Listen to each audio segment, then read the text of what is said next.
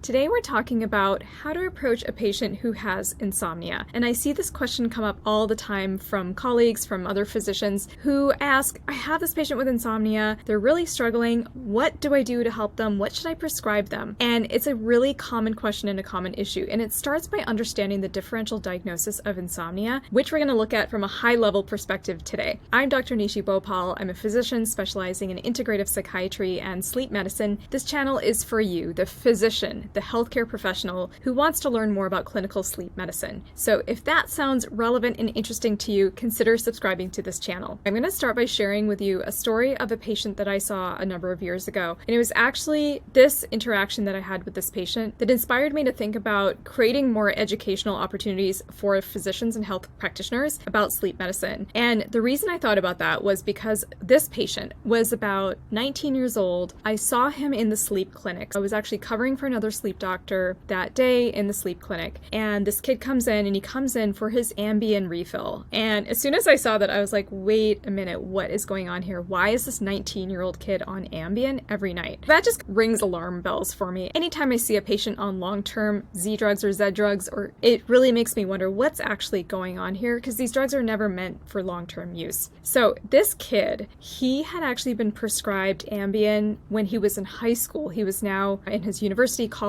years at age 19. He'd been prescribed it for a couple of years since high school because he had been diagnosed with insomnia by his physician. It's concerning, right? At such a young age, he has been diagnosed with insomnia, he's been put on Ambien, and there's really no plan to get off of it. He's been on this thing for years now. Now, this is not to blame the physicians or the health professionals, because most of us get such little training in sleep medicine. We don't get much training on the appropriate treatment of insomnia, the differential diagnosis, and this leads to patients being put on inappropriate treatments. Now, even this patient, he had been diagnosed and prescribed this by a sleep doctor. And in case you're not aware, until about 2011, physicians could get grandfathered into the specialty of sleep medicine without having to do a fellowship. If I'm off with that date, please correct me in the comments and let me know. But there is a whole cohort of sleep medicine physicians who never actually did a fellowship or got some of the advanced training in behavioral sleep medicine that many of us do who did do a sleep medicine fellowship. So even though this patient had seen a sleep doctor, he was actually misdiagnosed and put on an inappropriate treatment. And again, this is not to blame the doctor, it's just because of a lack of education around these various sleep issues and how to treat them appropriately. So that was one of the moments where I thought, oh my goodness, there needs to be a lot more education around this. Okay, so back to this patient.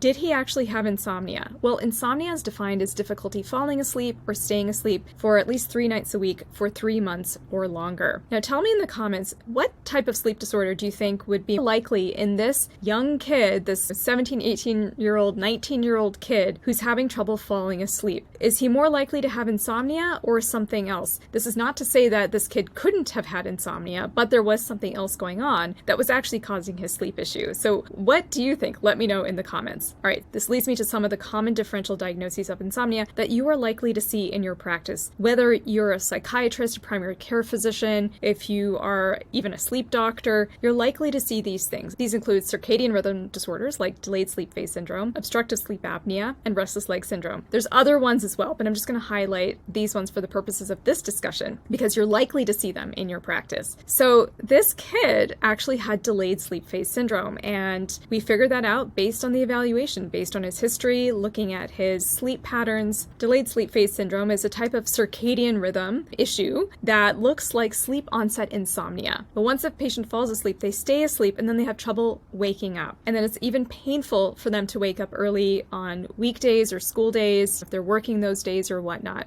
It's characterized by a persistent inability for at least 6 months to fall asleep and then get up at socially accepted times or at times that match up with their daily obligations. They have normal total sleep times. They tend to be more alert in the late evening and at nighttime. And you see this typically in adolescents. It's estimated that about up to 16% of adolescents have delayed sleep phase, but you can see this in other ages as well. What is so important to know about this is that we don't use medications like Ambien or zolpidem to treat it. It's very readily managed with microdose or low-dose melatonin and bright light therapy if we even need to shift the circadian rhythm. So that was what was going on with this patient. Speaking of low-dose melatonin, melatonin quality is really important, and I can do another video on this, but if you want to learn a little bit more about quality melatonin brands, you can get my free melatonin melatonin brand guide at intrabalance.com/melatonin. This is for you as the physician or the health practitioner to get an idea of what brands are actually third-party tested that you can feel comfortable recommending to your patients. So you can grab that. Okay, another sleep disorder that may be showing up as insomnia is obstructive sleep apnea. And it doesn't always have to show up in your patients with a high pretest probability. So your patient with the 17-inch neck, the loud snoring, the gasping arousals, it can look like that. But it also can be a lot more subtle. It can show up in your patients who you might not think would have sleep apnea. I hear this all the time from clinicians that, well, no, I don't think that patient has sleep apnea. They're thin, or they're very athletic, they're very fit. That does not preclude them from having sleep apnea. Sleep apnea can look like insomnia. It can look like fatigue. It can look like depression. Some of your patients might complain of aches and pains, fibromyalgia-like symptoms, especially in women. It can show up in that way. So it is something to have on your radar if your patient is struggling with sleep. Another one is restless leg syndrome. And again, this can look like sleep onset insomnia. They might have difficulty falling asleep. They might find that it's hard to get comfortable. They may feel like they have to get up and walk around or have an urge to move their legs or wiggle the toes. There's other aspects of restless leg syndrome to look out for as well. You can check out my video on restless leg syndrome to learn more. So the point here is to always consider a thorough sleep history and evaluation before jumping to medications. You want to partner with the patient and let the patient know that, hey, you know what? I really want to figure out what's going on with your sleep, and there's all these other things that it could be. So let's figure this out so we put you on the right treatment. Let's partner up, and this might take a few sessions. Even sometimes saying that to a patient is so reassuring to them because they know that you're actually going to help them unravel this and figure this out. This is also not to say that your patient couldn't have insomnia. Insomnia is a real thing. It can also be comorbid with delayed sleep phase, obstructive sleep apnea, restless leg syndrome, and a variety of other conditions as well. But we don't want to forget about these other issues that could be contributing or masquerading as insomnia. I also recommend to have a low threshold to refer to a sleep specialist when necessary. In this day and age, now with telehealth, with all these online platforms, it is so much easier now to help your patients get connected with a sleep physician or a behavioral sleep specialist. And if it would be helpful, I can create another video on different resources to use that are online, because I know it's really hard to get patients into a sleep specialist in a lot of the local clinics, but there's a lot of other resources that are available to us now, so I can share more about that. You can also consider joining my community of clinicians inside the Clinical Sleep Kit program, where we learn sleep medicine. We talk all about these different resources and sleep medicine approaches so that you don't have to do a sleep fellowship to do some of these fundamentals, and you can also learn integrative sleep medicine. We've got all kinds of clinicians in that group as well. So this patient that I saw on the Ambien, who is just 19 years old, he was able to successfully get off Ambien and manage his circadian delay, and he's doing great. And